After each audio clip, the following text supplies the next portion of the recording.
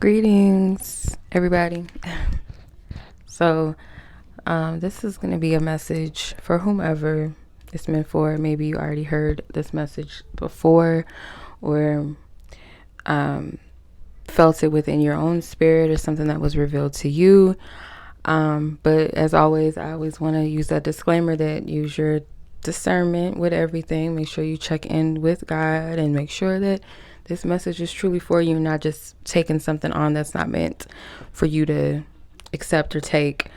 But yeah, so kind of funny story. So you guys should be able to see on the thumbnail or the background of this video. I don't know how I'm gonna do this, but I found a little tiny, it's like a really, really tiny baby toy or something, right?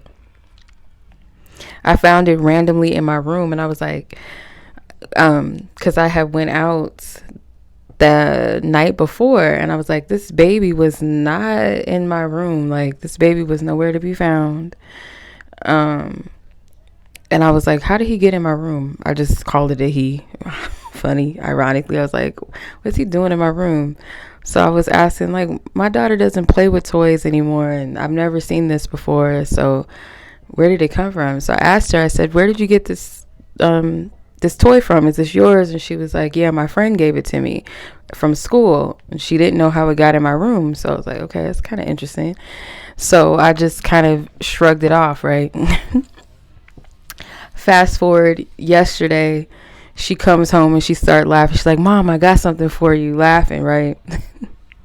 And she pulls out all these different babies and all different colors and hair colors. I'm just like, And I just started laughing.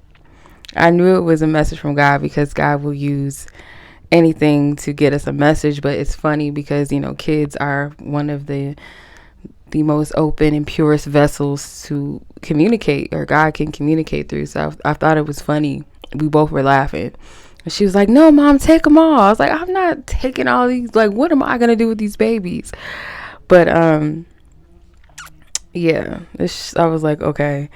Ironically, I saved 3. I've saved, one of each color and hair color. So it's only 3 different styles of the babies or whatever, or designs of the babies. So I saved them and just put them over here by Archangel Uriel.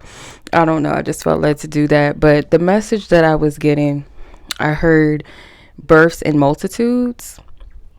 There will be births in great multitudes, right? I took 2 messages from this.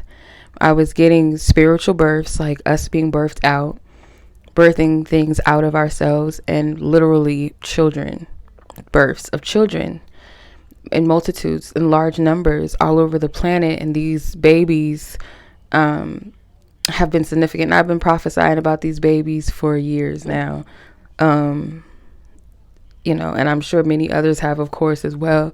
The messages have been coming to me about multiple births, twins being birthed in people that didn't expect twin births, where it's uncommon, maybe in their family or whatever, or just unexpected births, miracle babies, whether it's a single birth, whether it's a multiple births, whatever. But also as us being birthed out. So when I looked up the word multitude, of course, it represents a large group or number. And in Greek, it means the same thing. It means of group. Okay, so it's a group of us coming together, a crowd of us coming together and being birthed. Okay, I know that goes against everything that these dark forces in the planet are trying to do. They're trying to work against the laws of the universe, which says to multiply the earth, right?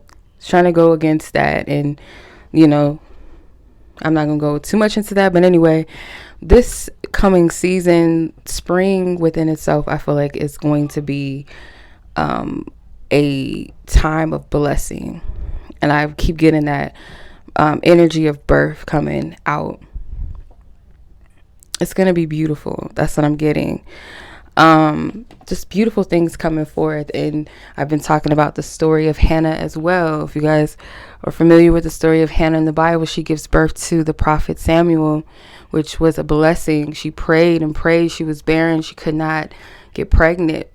And she watched her husband's other wife be able to produce children, and she sat in torment and in that positioning of not being able to give birth. And she prayed and prayed and prayed for a child year after year until that breakthrough finally happened. And that child happened to be what was needed at that time, a prophetic voice that was needed at that time. So her prayer was God's desire, God's prophecy to bring that upon the earth. So whatever it is that you're birthing, it's not only for you, it's for the blessing of others as well. And that message keeps coming to me often.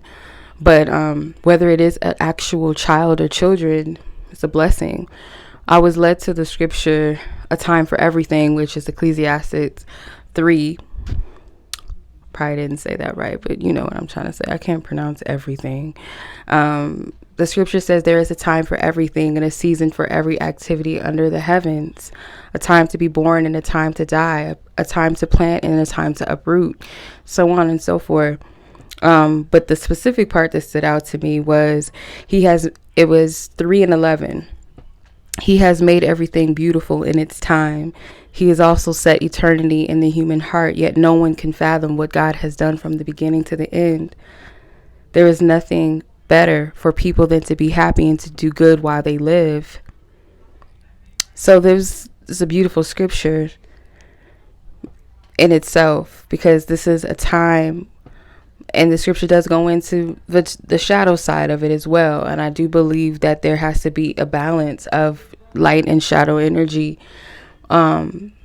But we're talking about more so the blessings that's coming. So there's a season for everything. There's a season for new things to come about, for birth, for light, for transformation, for joy, especially after a season of darkness. And it was 7:11 on the timestamp when I said that. So best believe that this is a time for a lot of you, and the goodness, the energy that, the good that you've put out, the endurance that you have went through is going to come to pass.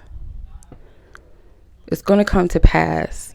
You don't have to question that. You don't have to wonder. And if you know that you've put in the good fight, you've spent time doing your spiritual work, you've been healing, you've been good to others, you have been kind, you have been putting in your work, that your just due is coming, that it's inevitable. And I do feel that for those who it's meant for, you're going to see a lot of blessings taking place during the spring. Like, make no mistake about it. It's spring going into summer. It's going to be beautiful for a lot of people. And some might might get pregnant. Some people might give birth to their children around that time. Whether you find out you're pregnant, whether you conceive, or there is a conception that happens, or you get a approval for an adoption, whatever that is, it's a breakthrough. And if it's not about children specifically, there's some breakthroughs that's about to happen. And it was not for naught. Whatever it was that you've endured, that you've been challenged by, the uprooting, the consecration processes and all of that, the upheavals, like it was not for naught. It was not for naught. It was not for naught. That's what I'm getting, is you're about to see these blessings. You're about to see this goodness taking place.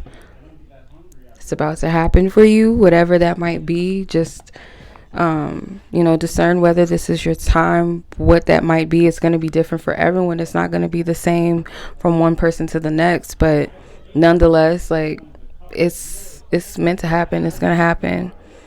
And I pray that this message reaches those who it's meant to reach, and encourage those who it's meant to encourage. Pass it along if you feel like it's needed for someone else.